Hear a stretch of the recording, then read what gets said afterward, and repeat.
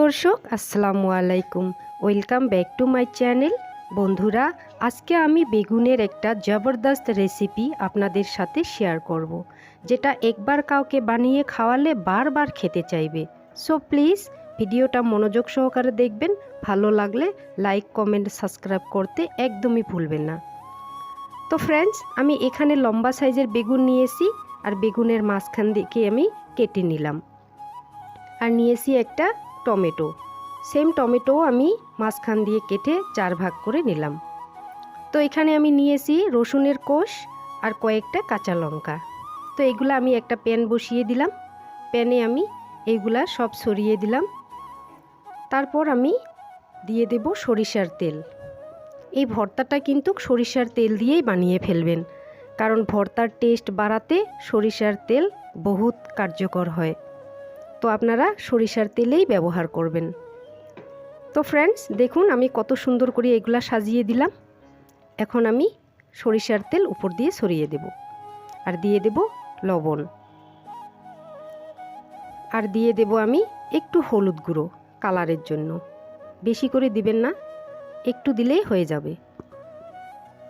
এখন বেগুনগুলো হতে থাক, আর আমি পেঁয়াজ কুচি করে কেটে নেব। পেঁয়াজ না দিলে ভর্তার টেস্ট বাড়বে না, তাই আপনারা অবশ্যই পেঁয়াজ ভর্তায় দিবেন। তো দেখুন এক পিঠ আমার হয়ে গেছে, আমি উল্টো পাল্টে আর এক পিঠ ভেজে নেব। খুব সুন্দর করে আমি এগুলা সব একসঙ্গে ভেজে নেব। দেখুন ভাজানো হয়েছে। এখন আমি টমেটোর খোসাগুলো ছাড়িয়ে নেব। বন্ধুরা, আপনারা অবশ্যই এই ভর্তাটা একবার বাড়িতে বানিয়ে খাবেন। এতই টেস্টি হয়, এতই মজার হয়, আপনারা না খেলে বিশ্বাসই করতে পারবেন না। তো প্লিজ আপনারা অবশ্যই এই ভর্তাটা বাড়িতে বানিয়ে এক থালা ভাত খেয়ে ফেলবেন। তো এখানে আমি আরেকটা জিনিস দেব, সেটা হলো কারি পাত্তা।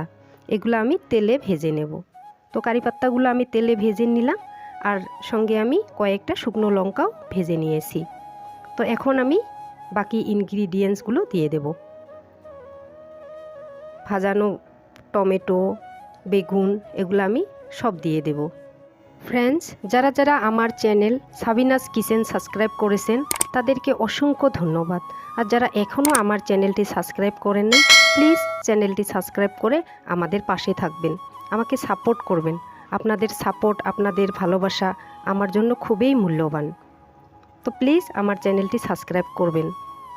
এখানে আমি দিয়ে দিলাম কুচানো পেঁয়াজ। এখন আমি সবগুলো একসঙ্গে খুব ভালো করে মেখে নেব।